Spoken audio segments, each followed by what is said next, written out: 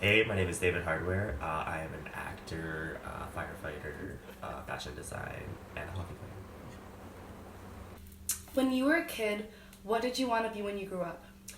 I wanted to be a firefighter, and it's kind of crazy that now, like, I've done that. I've even gotten burned in a fire from doing that. But it's like every person's dream is to be a firefighter, and that's what I did. Um, so you act and you're an extra in film and TV. Um, what have you been an extra in? I've been in an extra in like Riverdale and The Walking Dead, iZombie, a lot of CW stuff. What made you want to keep it up and have it as like your career? I think it's more just like a lot of people thought that I couldn't make it into the industry, and like someone like me, I like to prove people wrong. So I just like, and I love like acting and just entertaining people. So I just kept going, and I'm having a great time. I'm on like year 4 now. So What is your favorite part of the day on the job? lunchtime. So catering is great. When I can take a break for a half hour or an hour, that's my favorite time. But also just before I do my first scene, like just like the adrenaline of like going on set, everybody ready, it's just like I get to perform and entertain people. Like it's so surreal every single time. What's your favorite memory of it? Like a story that you can tell me. Favorite memory. I mean, a lot of like memories I have is just like people that like I've met on set that I'm now actually like close friends with. Like even just like Farryn, like working with her, and then like people on Riverdale. Like I'm actually close with like a lot of Riverdale cast, and the show that I just did. Like I'm now close with Jason Momoa. It's just weird. Like it's just like it's a weird thing that you like see them on like TV and stuff, and then you're like, oh, they're not like they're actors. They're big people, but then you find out that they're actually like genuine people, and like they could be your friend. It's just like my friendships that I make out of every show is my top memory. What are your future plans? I don't know what my future plans are. Like I mean, like I'm the kind of person that just like I like to do things that is on my mind and I think that I can't do, and then I prove it that I can do it. Now tell me about firefighting. You do it as a volunteer, right? How come? Yeah. Volunteer is just it's a long process. You have to go through schooling. I'm on my 3rd year for firefighting at Justice Institute of British Columbia.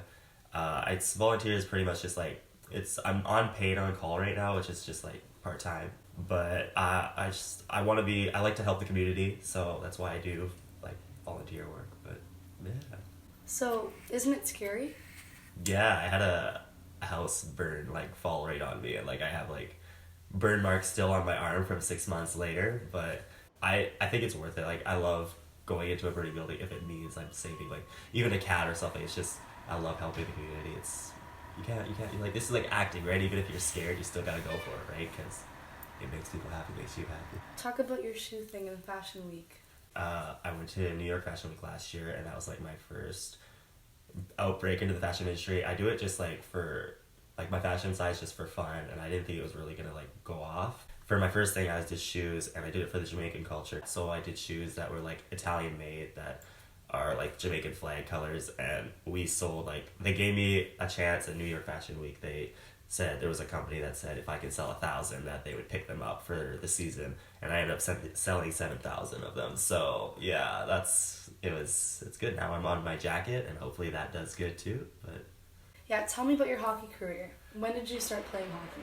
I started playing hockey when in my midget years, which was like 15 or 16. So I started really late, and I actually did not know how to skate at the time too. So like I had like people, like I had a really good team that like had the patience. Like I got rejected so much during tryouts, and then there was one team that actually like gave me the chance, and I focused. I worked like I trained like 3 times a day and to train to get on these levels because these guys have been playing for like 8 years. So getting on that level was hard, but I had that determination, and then we ended up winning like gold on in that same year because of the determination, just like the teamwork and everything. So So, you told me that you had someone write a book about you and your hockey career.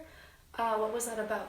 it was just basically the whole like how I told you like I started from like low income, and I didn't really have much help getting my gear, and then I kept going anyways. I saved the money to get my first equipment and get in there, and how I started from like not skating to like being on the fourth line to ended up being on the first line. And people that are my teammates that are like Jake Bertanen that are now on the Canucks, like he gave me his skates. He's a big reason why he helped me train those days when nobody else would train. He would help me with everything. And that's what the book's all about. It's just like starting from like low income and showing that you can start from low income and still make it. It doesn't matter about like how much money you have. You can still do whatever you want. I'm showing people like anything's possible. That's why I post. I think that's what people are realizing too, that it's motivating them to like do follow their dreams. That's what I push for everybody that I meet. I'm like, just go for it. It doesn't matter like your income or anything, or like if you suck, anything is possible. So like just go for it. So yeah, like touching on that, like you have all these really high aspirations and like you believe in shooting for the stars, and I see that, if you want something that you go and get it, which I think is super cool. So to touch on that, what are your goals in the future? Honestly, my goals are to just wipe the debt out of like my family's life and to show everybody that minorities can do things that anybody can, and prove that like so somebody that no matter how late you start in life, you can still go for it and succeed. And so that's like I just want to be like probably a main actor, but also like I'm really interested in being voiceover stuff and just I don't know, living my life, traveling and being a change in this world. So to close off, I'm wondering if there's any advice that you would like to give people out there, especially young people or people in high school.